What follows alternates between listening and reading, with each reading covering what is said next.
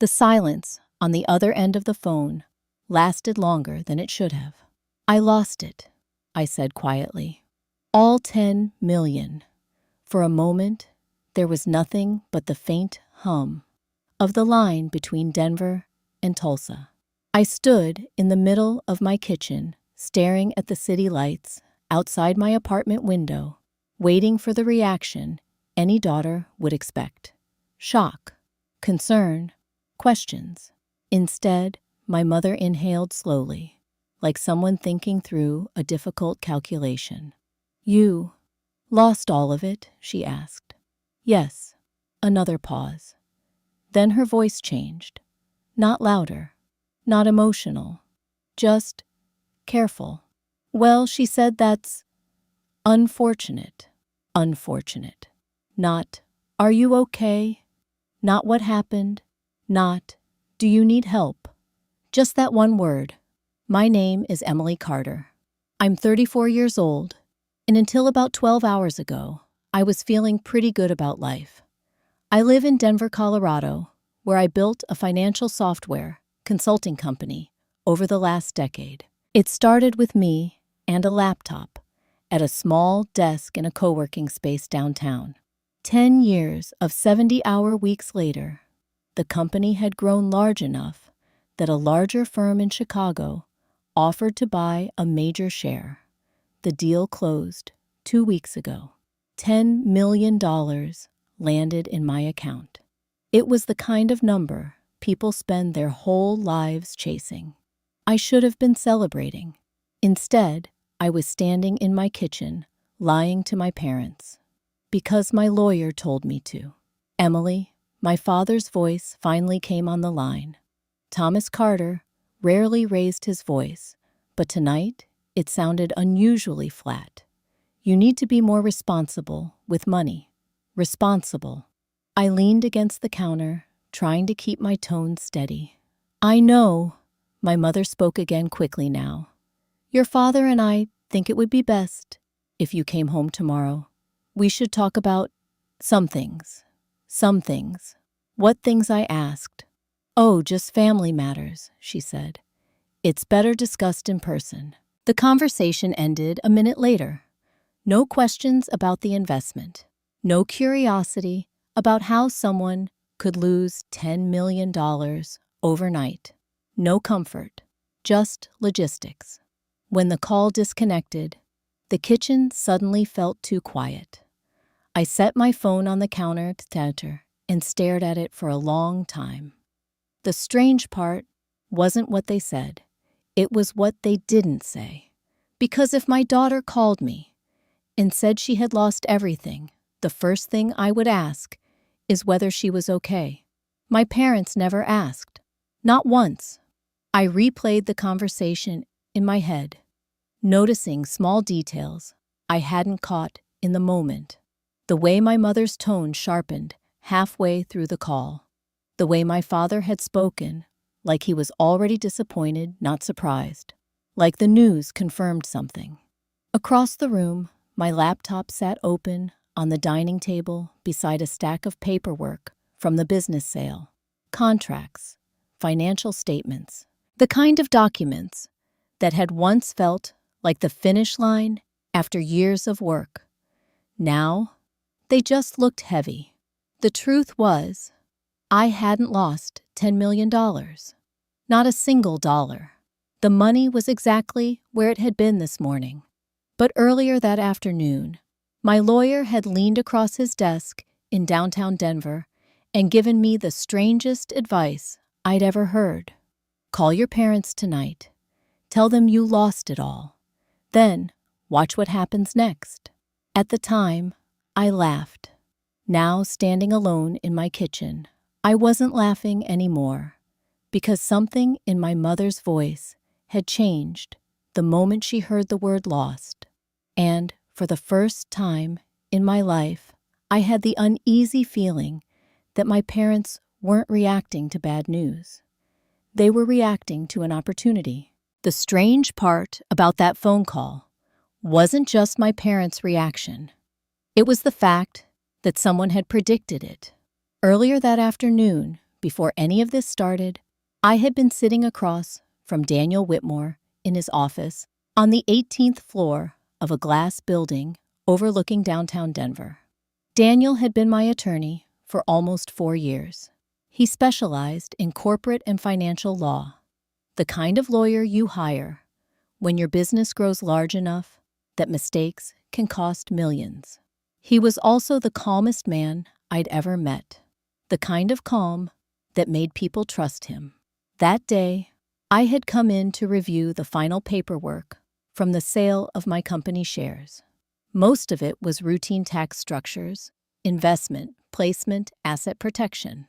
$10 million sounds like a victory until someone explains how quickly it can disappear if you handle it wrong.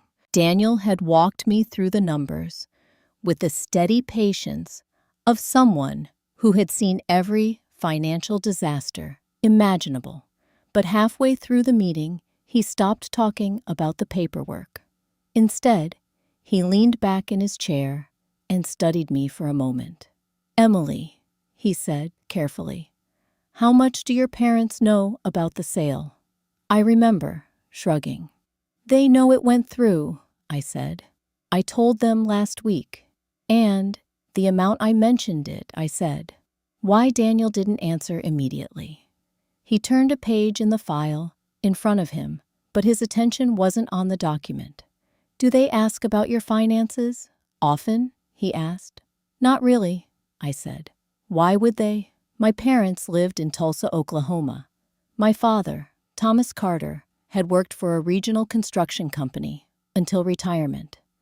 My mother, Margaret, had spent most of her life managing the household and volunteering at church programs. They had always been proud of my career, but money had never been a topic we talked about much. At least, that's what I believed. Daniel closed the folder slowly.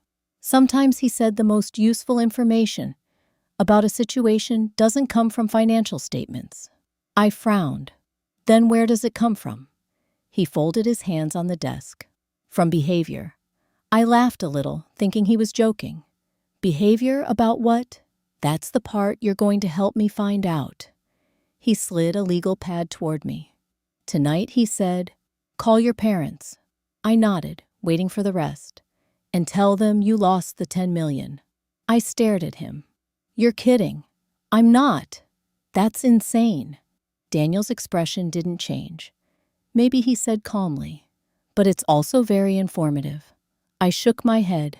Why would I do that? Because he said people reveal more about themselves when they believe something valuable has disappeared. The idea sounded ridiculous at the time. I remember leaning back in my chair, half amused, half confused. My parents aren't like that, I told him. I'm not saying they are, Daniel replied. Then, why the test?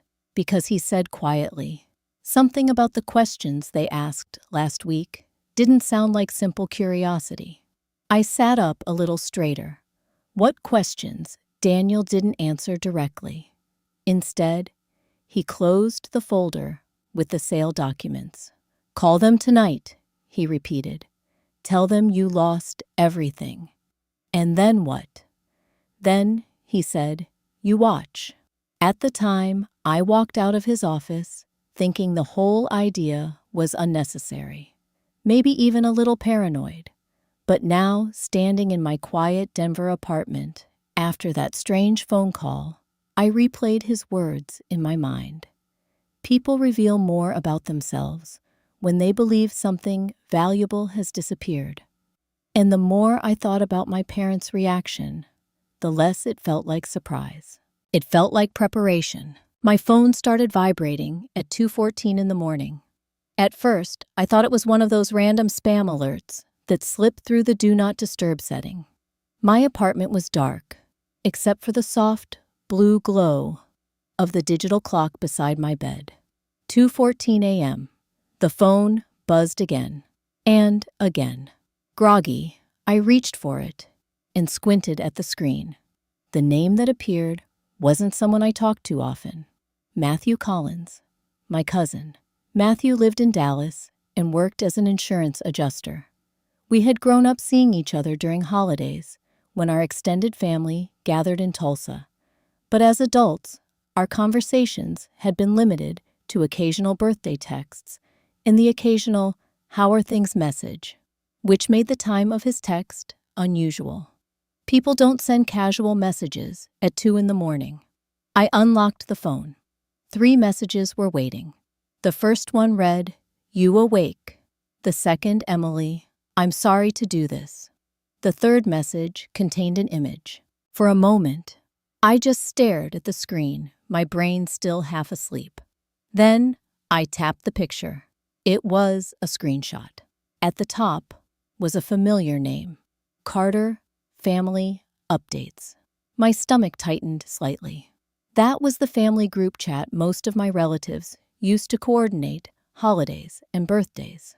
I had muted it months ago because it had turned into a constant stream of forwarded church posts, casserole photos, and chain prayers. But something about the screenshot looked wrong because my name wasn't listed among the participants. I leaned up against the headboard and zoomed in. The conversation had started only a few minutes after my phone call with my parents earlier that night. The first message was from my mother, Margaret Carter. Her message read, "Emily just called. She says she lost the money." Below it, several typing indicators had appeared before the next messages arrived. My father had responded. "We expected something like this." My chest tightened. Another message appeared under it. This one from my younger cousin, Lisa. "Wait, all of it." My father replied again, "Apparently." Then my mother wrote something that made my throat go dry. "We need to meet tomorrow morning before she realizes what this means." There were several reactions under the message, thumbs up icons, and short replies. "Nathan will be there," someone wrote. My parents' neighbor, who sometimes helped with paperwork for family matters, had added a short response. "Better move quickly." I felt a cold heaviness settle in my stomach. Matthew's message appeared above the screenshot.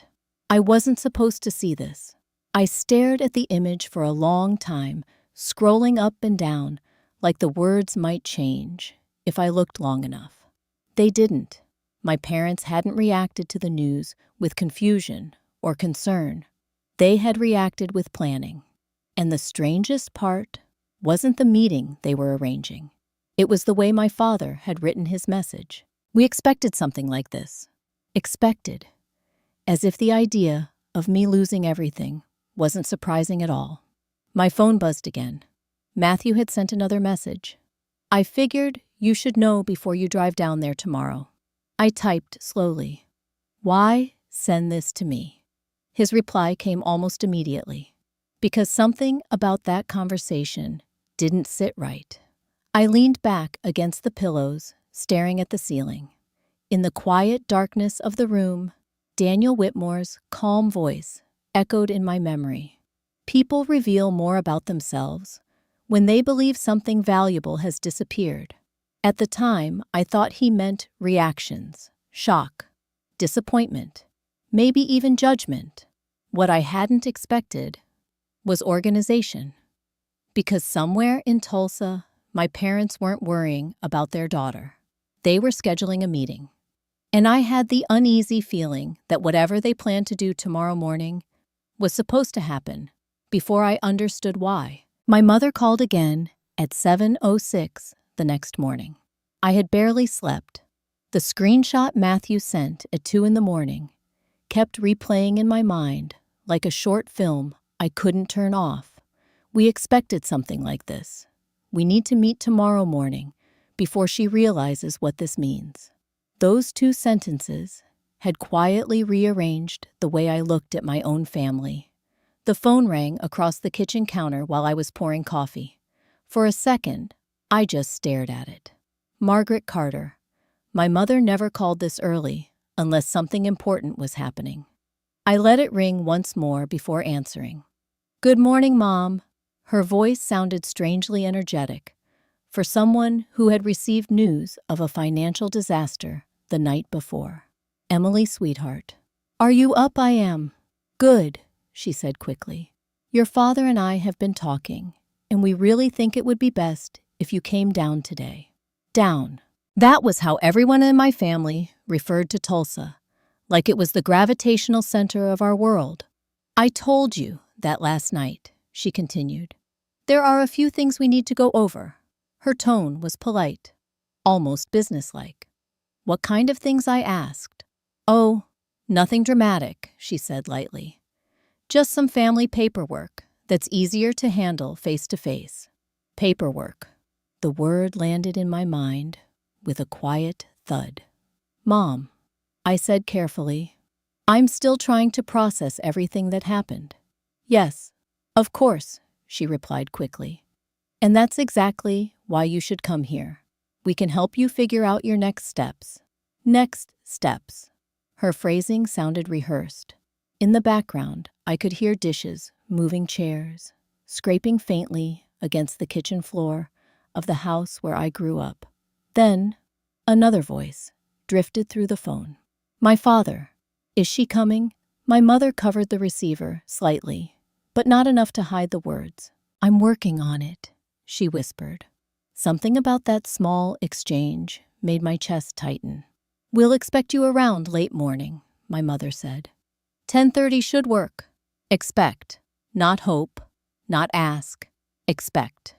Tulsa was a 10-hour drive from Denver, but my parents knew I flew often for business. They were assuming I'd get on a plane. I'll see what I can do, I said. Well, she replied, try not to delay too long. Some matters are easier to handle before things become complicated. There was that careful tone again. Before I could ask what she meant, she added, Your father has some documents we'd like you to look at. Documents. The word echoed the screenshot from the family chat. Better move quickly. We need to meet tomorrow morning. The call ended a moment later with a cheerful goodbye that felt strangely out of place. I stood in the kitchen for a long time holding the phone. The sunlight coming through the windows made everything look normal. Too normal. Across the room, my laptop was still open on the dining table beside the thick stack of papers from the business sale. $10 million. Still safe. Still untouched. Yet somehow, my parents were already talking about paperwork. The kind you apparently had to handle quickly. I picked up my phone again and scrolled through my contacts until I found the name I was looking for.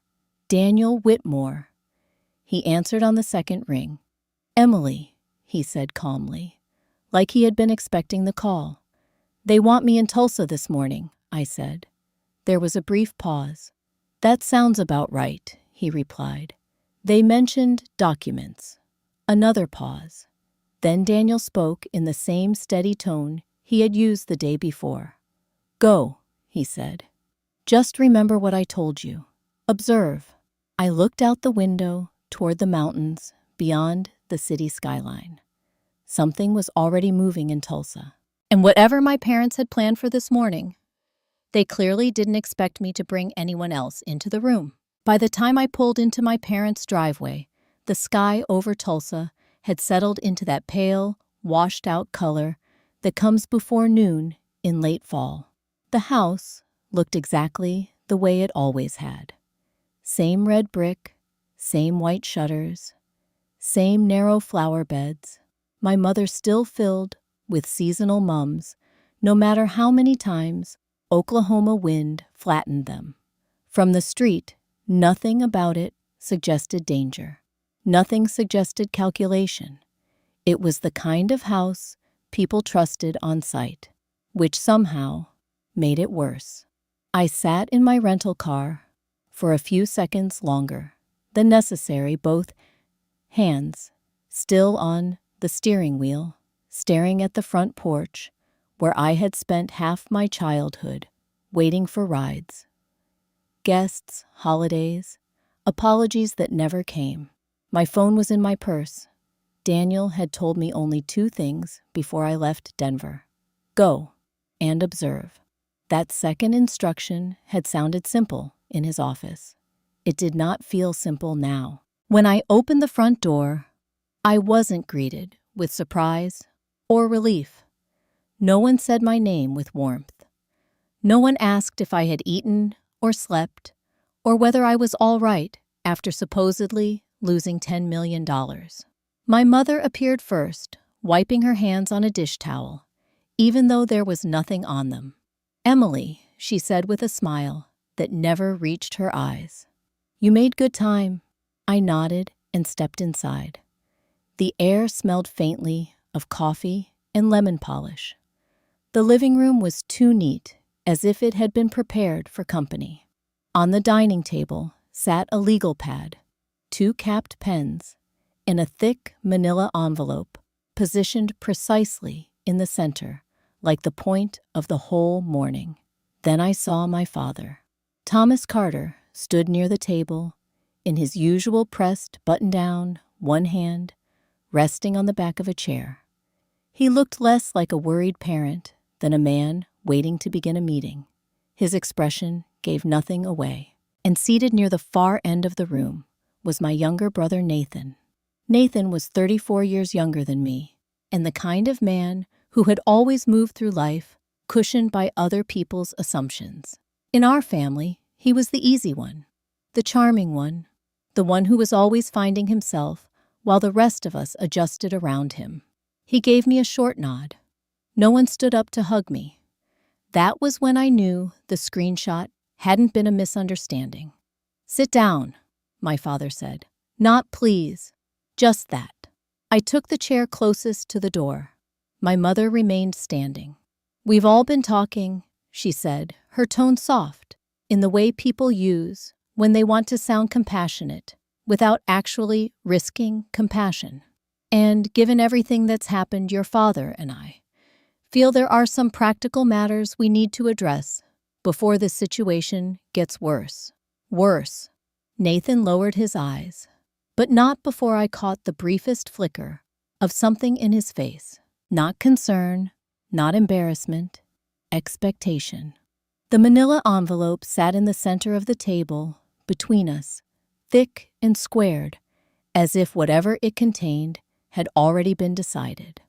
I looked from my mother to my father to my brother, and felt something quiet but permanent shift inside me. All my life, I had confused restraint with loyalty. I had mistaken silence for maturity. I had told myself that keeping peace made me the stronger one. But sitting in that room with my family, arranged around a table like I was a problem to be managed, I understood something I should have learned years earlier. Silence does not protect you when the people across from you benefit from it. My father slid the envelope toward me. "Open it," he said. And for the first time since this started, I didn't feel confused. I felt cornered, which I was beginning to understand was exactly how they wanted me. The envelope was heavier than I expected. Not physically heavy, just thick, with the kind of paper people use when they want something to look official. For a moment, no one spoke. The only sound in the room was the faint hum of the refrigerator in the kitchen behind us, and the quiet rustle of the envelope as I slid a finger under the flap. My father watched closely. Nathan leaned back in his chair, arms folded, trying to look casual, but not quite succeeding. My mother stood beside the table, with her hands clasped together, as if this were some kind of careful family intervention. "Go ahead," my father said. I pulled the papers out. The first page was typed clean and stamped with legal formatting. It took less than 5 seconds for the key sentence to land. Voluntary relinquishment of beneficiary rights. For a moment, the words didn't make sense. Then they did.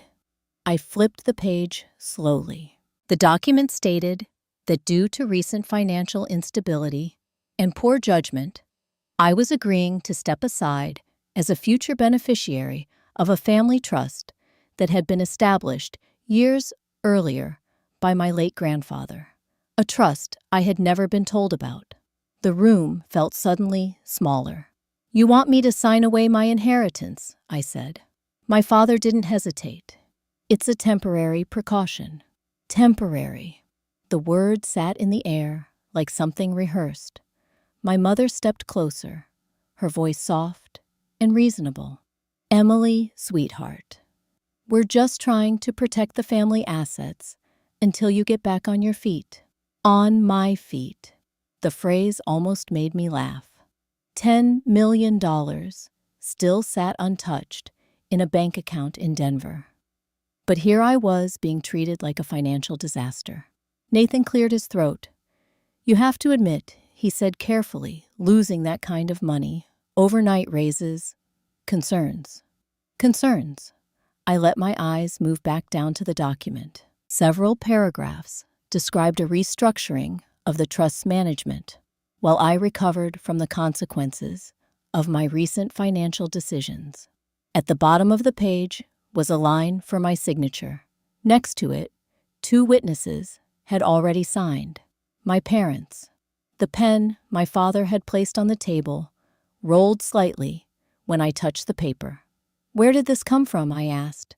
"Your grandfather's estate plan," my father replied. "That's interesting," I said. "Why?" "Because I didn't know it existed," my mother quickly answered. "It wasn't necessary for you to know before." "Before what?" "Before I lost $10 million. Before you thought I did." I looked around the room again. Everything suddenly made sense in a quiet, unpleasant way. The meeting, the urgency, the words from the screenshot. "Better move quickly. We need to meet tomorrow morning."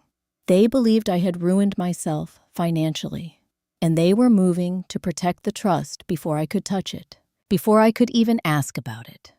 My father pushed the pen toward me. "It's the responsible thing to do," he said. "You're under a lot of pressure right now. This gives the family stability." Family, stability. Nathan nodded slightly. My mother watched me with a hopeful expression that looked almost convincing. Almost.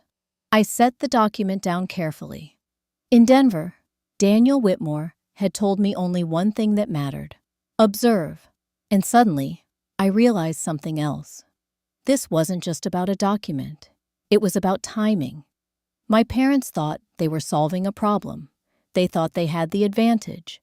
But the moment I picked up that pen, the situation would become permanent, which meant the most dangerous thing I could do in that room was exactly what they expected: sign. I leaned back in my chair, and for the first time that morning, I spoke without hesitation. "I need to read all of it first." For a brief second, something flickered across my father's face. Not anger, not yet, but something close to concern. My father's concern lasted less than a second. Then the room tightened again. "Emily," he said, his voice taking on the slow patience people use when explaining something to a child. "There's really nothing complicated here." I kept the document in my hands, scanning the paragraphs again, even though I already understood exactly what they were asking. Across the table, Nathan shifted in his chair. "You're dragging this out," he said. His tone was casual, but there was an edge beneath it now. "I'm reading it," I replied. My mother stepped forward slightly, placing both hands on the back of my father's chair. "We're only trying to help you," she said softly. "Help," the word echoed in the quiet room. My father leaned forward. "Emily, you told us last night that you lost $10 million. That kind of mistake changes things. This trust was never meant to be exposed to that kind of risk." Risk. I folded the document carefully. "You're assuming a lot about my situation." Nathan let out a short laugh. "You said it yourself." I didn't answer. The silence stretched long enough that the house seemed to hold its breath. Then my father's tone changed. "Look," he said, leaning back. "This doesn't have to be difficult. If you sign the document today, we can move forward as a family. If you don't..." He didn't finish the sentence. He didn't need to. My mother completed it gently. Then we may have to involve the trustees. Trustees. That word landed harder than anything else that morning, because suddenly the document made even more sense. This wasn't just a precaution. It was leverage. "You're threatening me," I said quietly. "No," my father replied immediately. "We're protecting the estate." Nathan crossed his arms again. "You've already shown what happens when you manage money on your own." That comment was sharp enough to sting. And I realized something in that moment. They truly believed the story. They believed I had destroyed my own fortune, which meant they believed they had the upper hand. My father pushed the pen across the table again. "Let's be practical," he said. "Sign it. We'll take care of the rest." I looked down at the pen, then at the document, then at the 3 people sitting across from me, who had clearly spent the last 12 hours deciding how to move forward without me. For a brief moment, the pressure in the room felt almost unbearable. Signing would end it. No conflict, no confrontation, just a quiet surrender. My fingers brushed the edge of the paper. Then the front door clicked. The sound was small, but in the silent house, it was unmistakable. My father frowned. "We're not expecting anyone." Footsteps crossed the hardwood floor in the hallway. Slow, deliberate. My mother turned toward the doorway, just as a familiar voice spoke calmly from behind her. "I believe you are." Daniel Whitmore stepped into the living room, carrying a slim leather briefcase. For a moment, no one moved. My father stood up slowly. "And you are?" he asked. Daniel offered a polite nod. "Daniel Whitmore," he said. "Emily's attorney." The air in the room shifted instantly. Nathan sat up straighter. My mother's smile vanished. My father's eyes moved from Daniel to me. "You brought a lawyer," he said. I met his gaze steadily. "No," I replied. "He told me to observe." Daniel set his briefcase on the table beside the envelope. "I hope I'm not interrupting anything important," he said calmly. No one answered, because suddenly, the meeting that had been carefully arranged around me was no longer under my family's control. And for the first time that morning, the balance in the room began to move. No one in my family had prepared for paperwork thicker than their own. Daniel unlatched his briefcase with the calm precision of a man opening nothing more dramatic than a tax file, then removed a dark blue folder and placed it on the table beside the envelope my father had pushed toward me. The contrast between them was almost absurd. Their envelope looked urgent. His looked permanent. My father stayed standing. "This is a private family matter." Daniel glanced up at him, polite as ever. It stopped being private the moment legal rights were placed in front of my client under false assumptions. My mother drew in a sharp breath. False assumptions.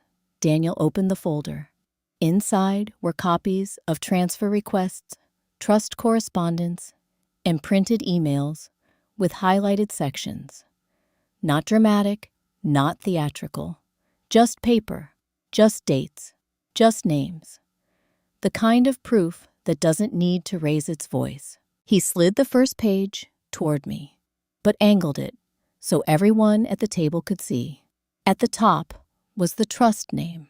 Below it were 2 recent requests to redirect future distributions into a management account newly associated with Nathan Carter.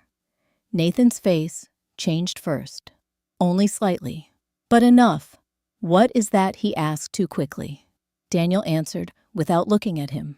"A draft instruction prepared 3 days ago. 3 days. Before my phone call. Before my parents supposedly learned I had lost $10 million. I stared at the page, then the next one. One email from my father asking about timing.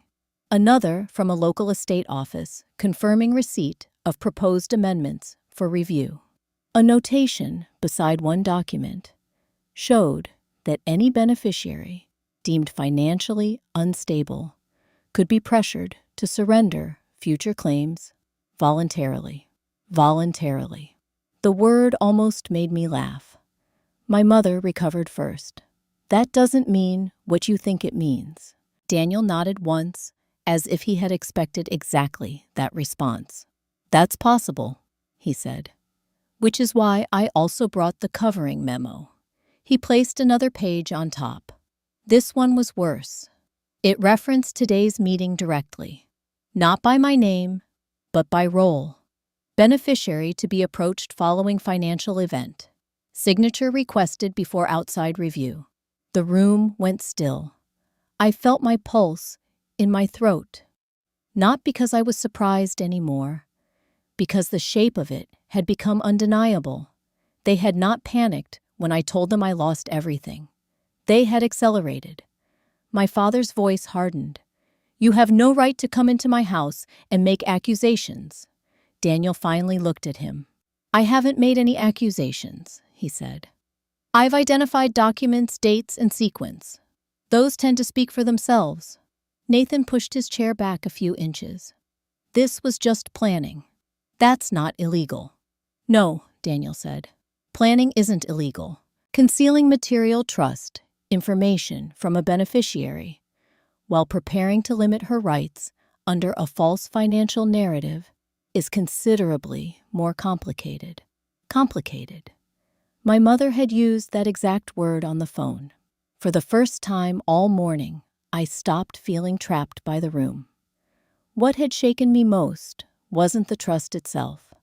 It was realizing how quickly they moved once they thought I was weakened. That was the mistake I had made. Not trusting them, assuming I would always have time to understand their intentions before they acted on them. Daniel turned one final page toward me. Emily, this is the important part. It was a timeline. A clean one-page sequence showing when the draft instructions were created, when the amendment language was requested, when the meeting was arranged, and when I was asked to sign. The strategy was no longer hidden inside tone or implication. It had structure, and structure could be challenged. I set my parents' document down and placed my hand over Daniel's timeline instead. When I looked up, my family no longer seemed larger than me. They just looked cornered. And for the first time since I walked into that house, I understood exactly where the opening was. They needed my signature. Without it, all they had was momentum. With it, they had control. So I did the only thing that made sense.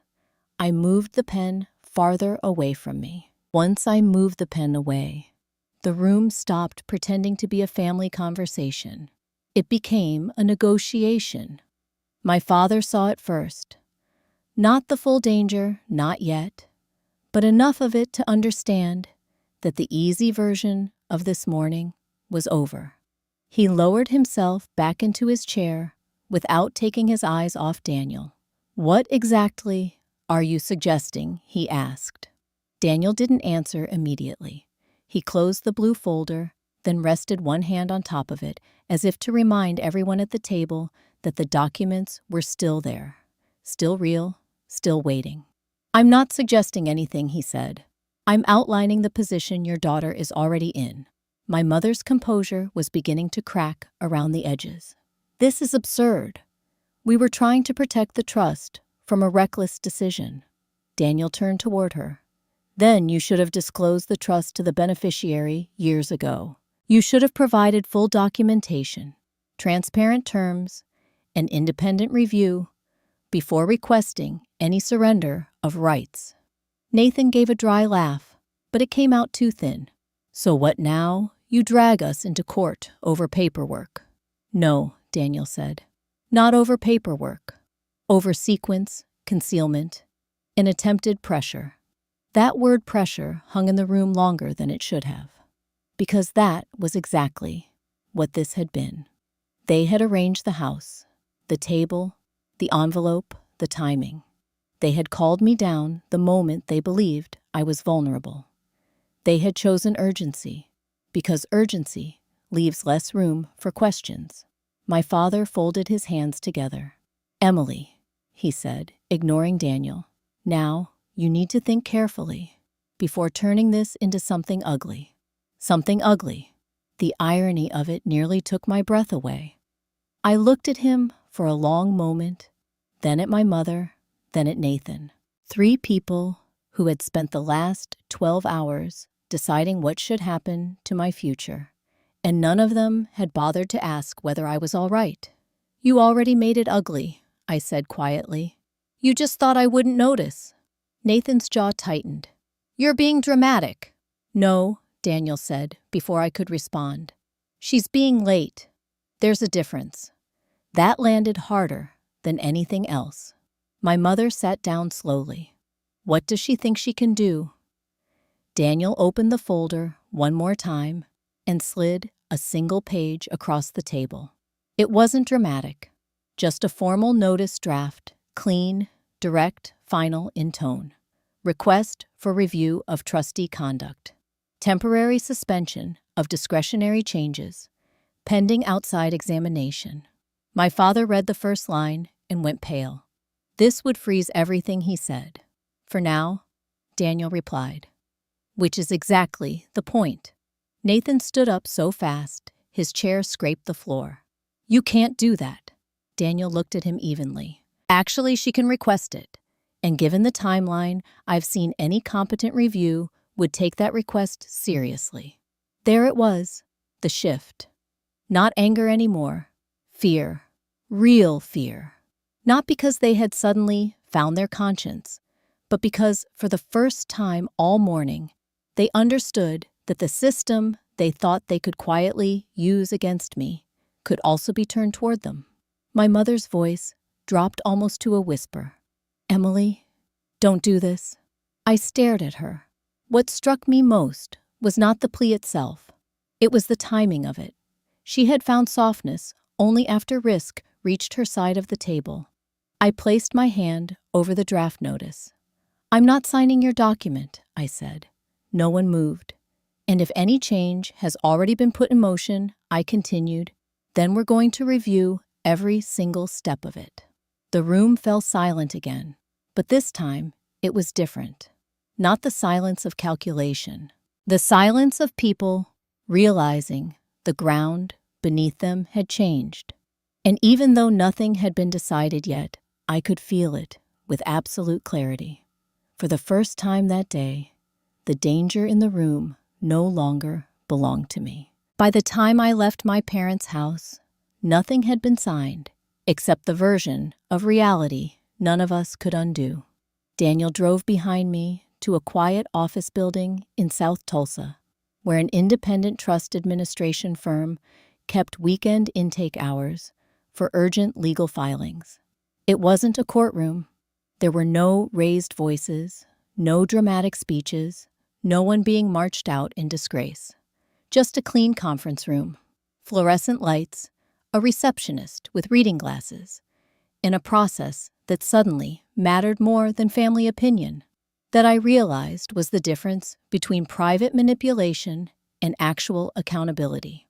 One depends on pressure. The other depends on paper. By early afternoon, the formal request for outside review had been logged, and the proposed changes my parents tried to push through were flagged for immediate hold pending examination. Daniel had been right. Once the timeline was laid out clearly, draft instructions, amendment, language, today's meeting, the pressure to sign, no one in that office treated it like a misunderstanding. They treated it like risk. And risk, unlike family mythology, has procedures. My parents were not removed from the trust that same hour. Real life didn't work that way. But the mechanism had been triggered. Their authority to make discretionary changes was suspended until review, and any attempt to move money, alter distributions, or pressure me into surrendering my rights now sat under formal scrutiny.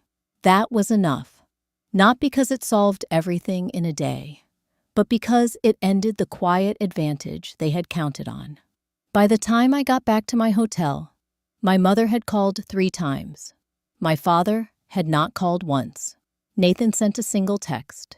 "You're blowing this up for no reason." I stared at the message for a long time before deleting it. No reason. That was always the language of people who benefited from silence. Later that evening, Daniel and I sat in the hotel lobby with coffee neither of us really needed. The adrenaline had worn off by then, leaving behind something flatter and heavier. Not triumph, not relief, just clarity. "You did the hardest part," he said. I looked down at my hands. "I didn't do anything dramatic." "That's why it worked," he said. "For most of my life, I had thought strength looked like endurance, staying calm, keeping peace, being the reasonable one, the daughter who didn't make scenes, the sister who adjusted, the one who told herself that love sometimes looked cold because families were complicated. But cold isn't the same as complicated, and loyalty isn't the same as surrender." 3 weeks later, the review was still underway when I returned to Denver for good. The trust was placed under independent management, pending full restructuring, and my parents no longer controlled its direction. Whatever happened after that would happen through process, not pressure. That mattered. So did this when the story was finally written down in official terms. I was not the unstable daughter who had to be managed. I was the beneficiary they tried to corner before I could ask questions. There is a kind of healing that doesn't arrive as forgiveness. It arrives as accuracy, as seeing clearly, as refusing to carry a version of the story that was designed to make you smaller. The money had never actually been gone, but something else had. My illusion, my old loyalty, my instinct to mistake restraint for safety. When I walked back into my Denver apartment that night, the stack of business sale paperwork was still on my dining table, exactly where I had left it. The city lights looked the same. The kitchen looked the same. But I didn't. I moved the papers into a drawer, poured a glass of water, and stood quietly by the window. $10 million was still mine. My future was still mine. And for the first time in a long time, so was my voice. If this story stayed with you, I'd love to know what you think. When family crosses a line, what does justice look like to you? If you've ever had to choose between keeping peace and protecting yourself, you're not alone. Like, follow, and stay with me for the next story.